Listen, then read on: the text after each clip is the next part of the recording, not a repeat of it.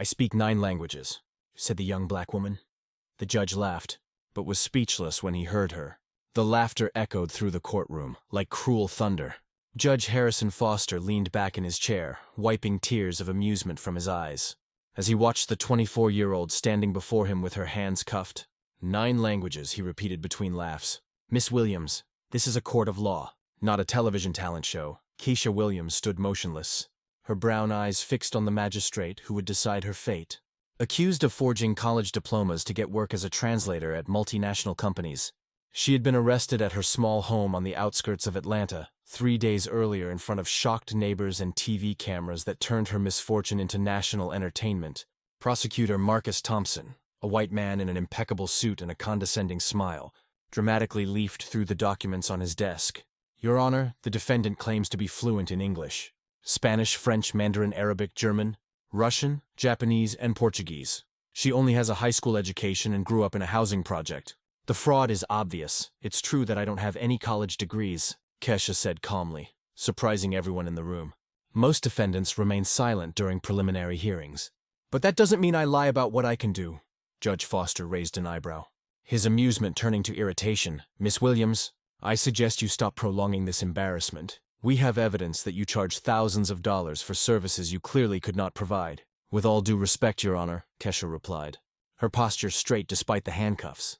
"You are judging me without hearing me out. If you'll allow me to demonstrate." Foster burst out laughing again. "What are you going to do? Recite the Chinese alphabet?"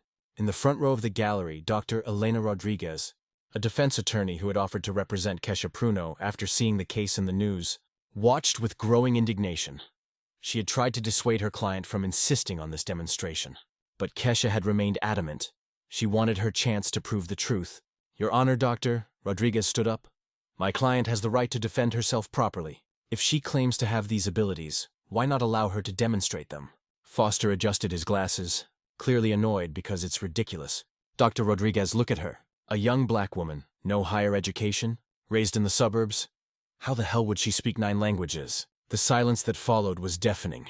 Journalists in the gallery exchanged shocked glances. Some members of the jury shifted uncomfortably in their seats. The racist comment had been said aloud, recorded broadcast live, but Keisha showed no surprise. Her eyes narrowed slightly, and for a moment, something dangerous flashed in her gaze. Not anger, but still cold determination.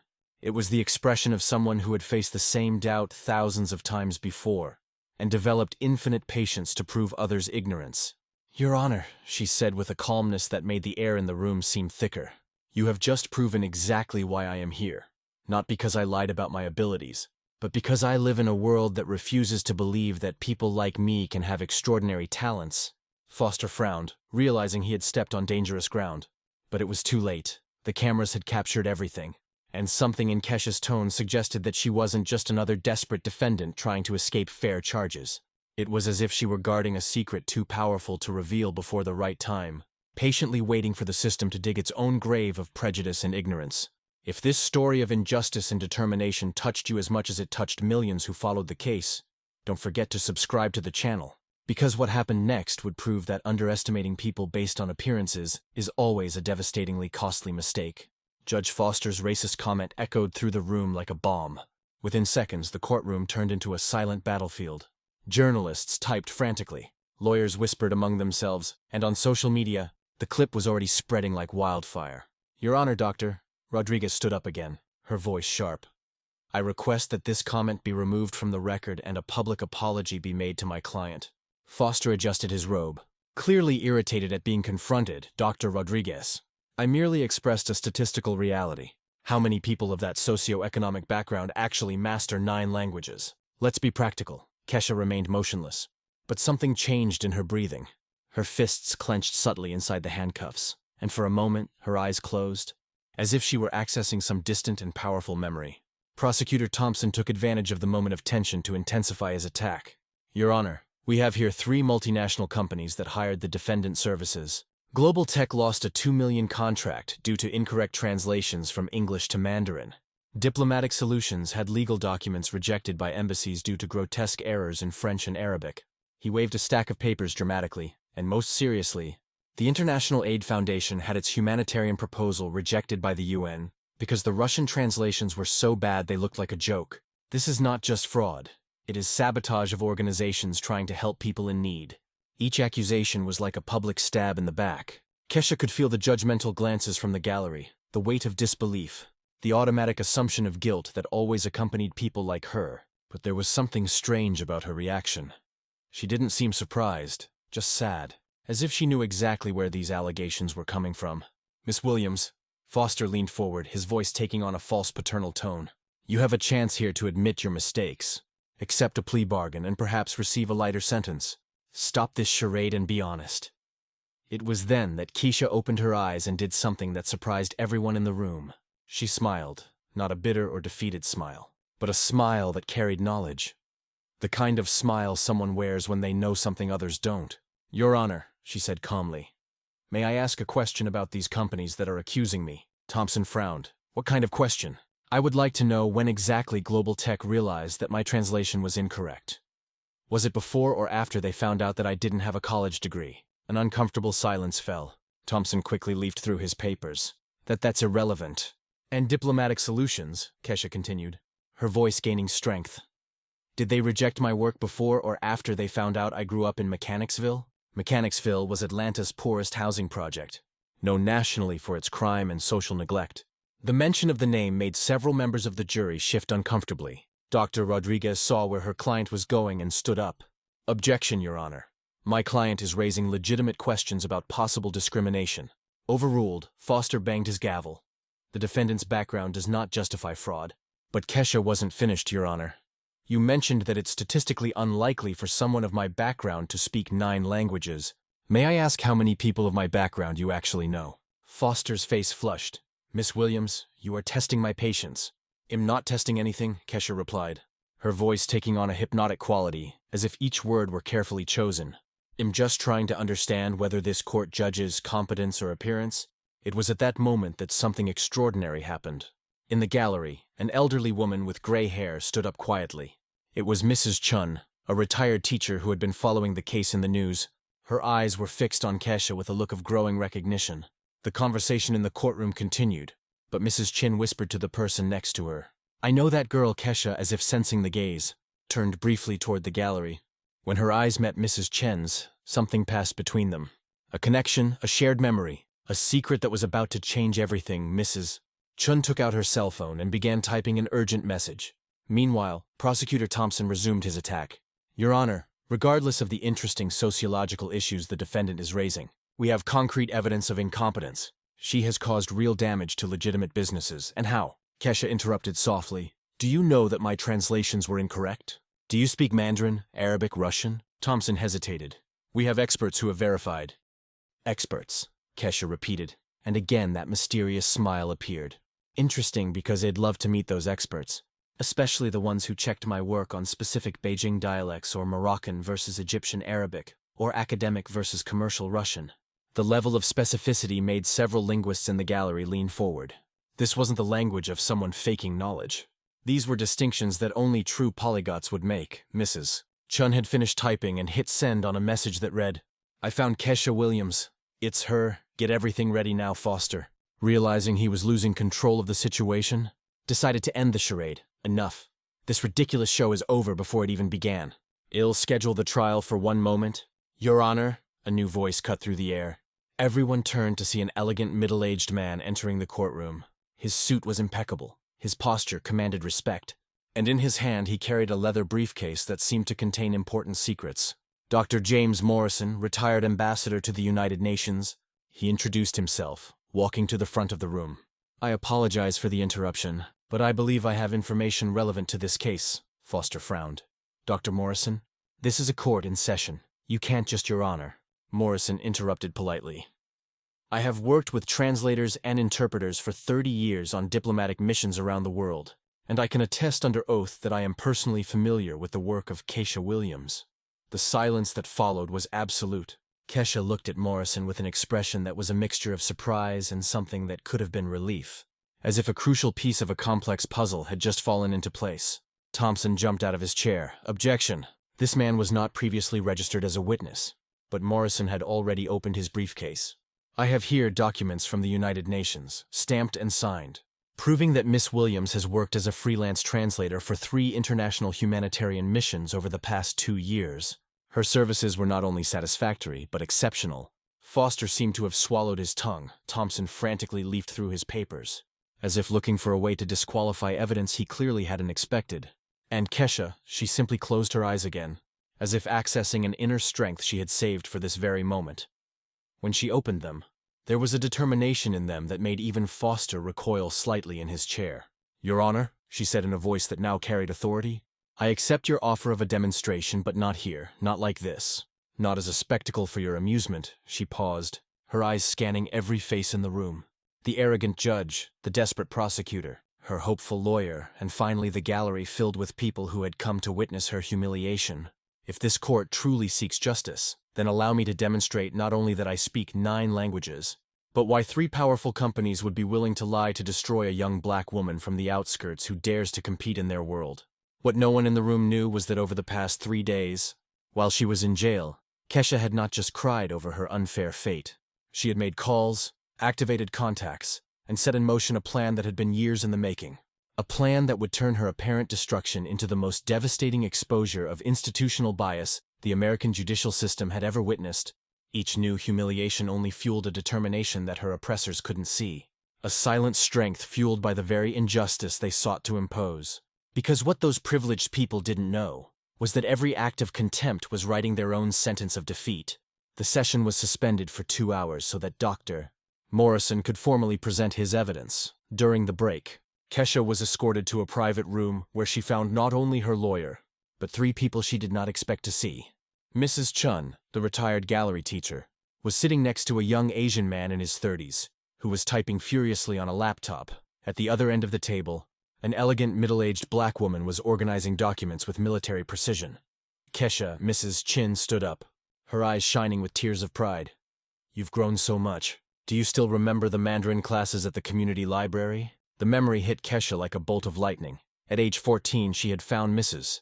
Chun giving free language lessons to children in the community every Friday. For 3 years, she had attended religiously, absorbing not only Mandarin, but also French and German with a thirst for knowledge that impressed even seasoned educators. "Teacher Chun," Kesha whispered, her composure finally cracking. "I thought you had moved away. I did China. I worked as an educational consultant for 5 years, Mrs. Chun smiled. And do you know who I recommended as a freelance translator to several international organizations when I found out they needed someone with multiple language skills?" The young man at the laptop looked up. "I'm Daniel Park, digital security expert. Professor Chun hired me to investigate the companies that accused you and what we found." He swiveled the laptop screen to show a complex spreadsheet. "We'll blow this case wide open." The elegant woman introduced herself as Dr. Victoria Johnson, a corporate litigation specialist. "Kesha, over the past 3 days, while you were in jail, we've put together a case that goes far beyond proving your innocence. We're going to expose a conspiracy involving systematic discrimination against qualified freelance translators without formal academic pedigree." Daniel clicked on a folder on the computer. "Global Tech, the first company to accuse you, they have a documented history of rejecting work from Black and Latino freelancers regardless of quality. I found internal emails where executives explicitly discuss avoiding questionable types. Their term, not mine. Diplomatic Solutions is even worse," Dr. Johnson added, sliding photographs across the table. "They maintain 2 lists of translators, a premium list exclusively for candidates from elite universities, and an experimental list for diversity where they place people like you and then discard the work claiming incompetence." Kesha felt a mixture of validation and anger rising in her chest. "What about the International Aid Foundation?" Mrs. Chun sighed deeply. "That was the most painful to discover. They rejected your Russian translation because you translated some idiomatic expressions literally that an academic translator would have culturally adapted.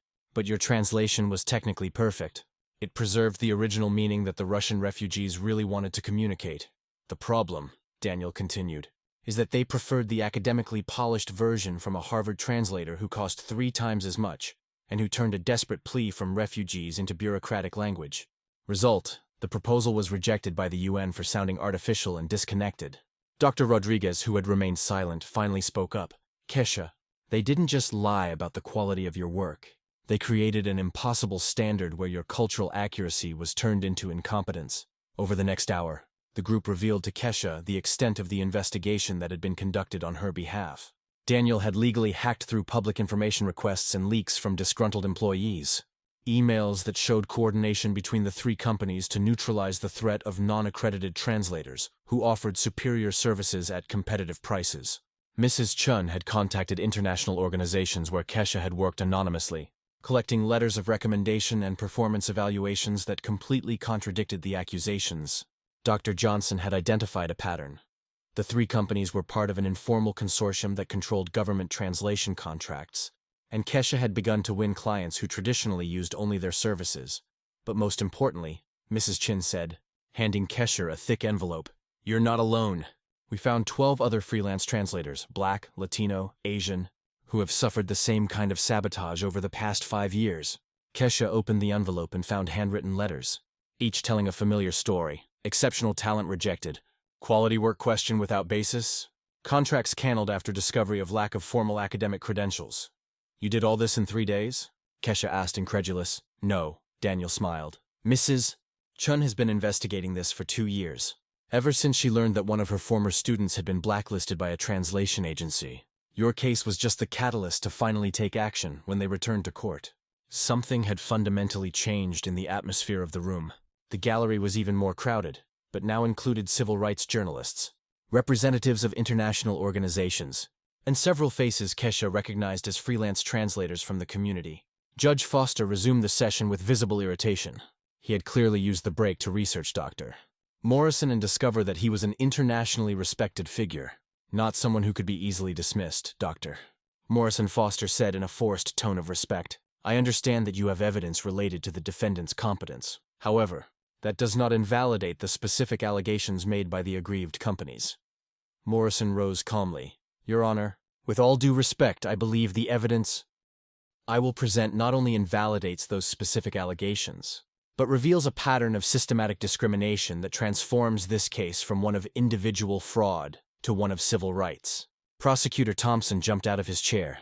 "Objection. That is completely outside the scope." "Overruled," Foster interrupted him. Clearly curious despite himself, Dr. Morrison proceeded. It was then that Kesha realized the true genius of the plan that had been put together. They weren't just offending her innocence. They were turning her trial into a stage to expose an entire industry built on privilege and exclusion. Morrison activated a projector, and the first image appeared on the wall, a spreadsheet showing translation job rejection rates by professional demographics. "Your Honor, during my diplomatic career, I have worked with hundreds of translators. What we have found is that translators without formal university credentials, specifically those from minority communities, have rejection rates 340% higher than their colleagues with degrees, even when the quality of their work is objectively superior." The second image showed internal emails from Global Tech. These emails, obtained legally through whistleblowers, show explicit discussions about how to filter out undesirable elements from the pool of freelance translators. Thompson was pale, desperately leafing through his documents as if looking for a way out that did not exist. The third image was devastating, an audio recording of a Diplomatic Solutions executive meeting. In this recording, Morrison continued relentlessly. "Executives discuss how to use subjective quality standards to reject work from translators who don't fit the company profile." Kesha watched Foster, whose face had completely lost its initial arrogance. He wasn't just a judge witnessing a case of fraud. He was witnessing the live exposure of systematic discrimination that could result in federal investigations and multi-million-dollar lawsuits. And then Mrs. Chun stood up in the gallery. "Your Honor, I request permission to speak as an unregistered witness, Professor Chun." Foster hesitated, clearly at a loss as to how to proceed in a case that had turned into something much bigger than he had anticipated. 15 years ago, I taught Mandarin to a 14-year-old girl at a community library. She learned in 6 months what college students take 2 years to master. Today, that young woman is being accused of fraud because people who never bothered to assess her actual talent have decided that her background makes her abilities impossible. The silence in the room was absolute, Mrs. Chun continued, her voice carrying decades of educational authority. If this court truly seeks justice, it must ask not whether Kesha Williams defrauded her qualifications, but why an entire system conspired to invalidate talents that threatened its monopolies based on privilege, not competence. Foster looked around the room, cameras recording every word, journalists frantically taking notes, faces in the gallery watching him expectantly, and realized he had become the center of something much bigger than a simple fraud case. He had become the judge who would decide whether real talent mattered more than fabricated credentials, whether justice was blind to skin color, and whether the American judicial system was ready to confront its own hypocrisies. Under the weight of all those expectant gazes, Foster nervously adjusted his robe. What he didn't realize was that every word of contempt he had uttered earlier was being compiled into a dossier that would turn this case into the most devastating exposure of judicial bias that the American media had documented in decades, because some secrets are too powerful to remain buried, and the truth, when it finally finds its voice, it echoes in ways his oppressors could never anticipate. Foster took a deep breath, realizing he had completely lost control of the courtroom. The cameras captured every nuance of his discomfort, and he knew his prejudiced words were already going viral on social media. "Very well," he said tensely. "If you insist on this demonstration, proceed." Kesha stood in the center of the room, her handcuffs finally removed for a moment. She simply breathed like an athlete preparing for the performance of her life. "Your Honor, before I begin, I would like to clarify something about the companies that are accusing me." Daniel Park stood up in the gallery, activating a portable projector. The first image appeared on the wall, a WhatsApp conversation between global tech executives. "This conversation was obtained legally," Kesher announced. "Look at the date. 2 weeks after they delivered my translation, which was approved by our Chinese partners." "Read what they discuss?" Foster adjusted his glasses, reading aloud. "She delivered perfect work, but we can't pay freelancers without a degree. She made up an excuse and we canceled." A shocked murmur rippled through the room. Thompson jumped out of his chair. "These messages could be fake." Kesha smiled. "Mr. Prosecutor, do you speak Mandarin?" "That's irrelevant, it's not." Kesha turned to Mrs. Chun. "Professor, could you read aloud the Chinese partner's opinion of my translation?" Mrs. Chun stood up, picked up a document, and began reading in fluent Mandarin. Her voice echoed through the room with absolute academic authority. "Now I will translate," Kesha said calmly. The Chinese partners wrote, "This is the most culturally sensitive and technically accurate translation we have received in 5 years. The translator understands not only the words but the intentions behind them. We highly recommend her services." Foster was pale. "How can we verify that this translation is correct?" "Because a new voice echoed from the doorway. I wrote that review myself." Everyone turned to see an elegant Asian man entering the courtroom. Dr. Liwi, Director of International Relations at the Beijing Trade Corporation. "I came from the United States as soon as I heard what was happening with Miss Williams." Dr. Li walked to the front of the room. "I have worked with Miss Williams on 3 projects. Her proficiency, not only in Mandarin, but in specific dialects from different regions of China, is extraordinary." Thompson tried one last desperate gambit. "Even if the Mandarin translation was adequate, there are still the problems with Arabic and Russian." "You mean this problem?" Daniel Park activated an audio recording. The voice of the CEO of the International Aid Foundation echoed through the room. Her translation was technically perfect, preserving the emotional urgency of the refugees. But we hired a Harvard professor who politely adapted the text, making it more diplomatic. Result: the UN rejected it for sounding artificial. Foster watched in horror as his courtroom became the epicenter of an exhibition of systematic discrimination broadcast live to millions. Kesha finally spoke, switching fluidly between 9 languages. She recited poetry in Arabic, discussed philosophy in German, sang a French song, explained medical concepts in Russian, each transition as natural as breathing. When she finished, the silence was absolute. Even the journalists had stopped typing. Dr. Li broke the silence. "In my 20 years of evaluating linguistic competence, I have never witnessed such natural and profound mastery." Foster was visibly shaking. His phone was buzzing incessantly. Messages from superiors, the Judicial Ethics Department, civil rights organizations. "Your Honor," Kesha said softly, "for 3 days, I thought about how to get revenge on those who tried to destroy my reputation, based solely on prejudice. But I realized something. The best revenge is not to cause the same damage they caused me." She paused, watching Foster and Thompson squirm in their chairs. "The best revenge is to expose the truth so clearly, so irrefutably, that the whole world can see exactly who you are." At that moment, Foster's advisor whispered in his ear. "His face lost all remaining color, Miss Williams," he said in a broken voice. "All charges against you are dropped. This court," he swallowed hard, "offers a formal apology for the inappropriate treatment." Thompson was frantically typing on his phone, probably trying to save his career, but the live public humiliation was only the beginning. Because while Foster and Thompson writhed under the weight of their own exposed ignorance, they didn't know that Kesha had saved one last revelation that would turn this personal victory into a national revolution against systematic discrimination that would change the American justice system forever. 6 months later, Keisha Williams was sitting in her new office at the United Nations. coordinating translations for global humanitarian missions. Her salary was 3 times higher than any American company had offered. Judge Foster was forced into early retirement after a federal investigation into systematic bias. Thompson lost his license to practice law when it was discovered that he had fabricated evidence in other cases involving minorities. The 3 companies that had accused her paid millions in damages and had to implement mandatory diversity programs. Several other victims of discrimination came forward, creating a wave of lawsuits that transformed corporate practices across the country. Mrs. Chun now runs the Kesha Williams Institute for Unconventional Talent, offering opportunities to bright young people without formal credentials. The best revenge, Kesha said in an international interview, is not to destroy those who underestimated you. It's to build something so extraordinary that they spend the rest of their lives wondering how they could have been so blind. Foster tried to destroy a young woman based on prejudice, but ended up exposing an entire system of discrimination. Kesha learned that true power lies not in framed papers, but in turning others' doubts into fuel for unimaginable achievements.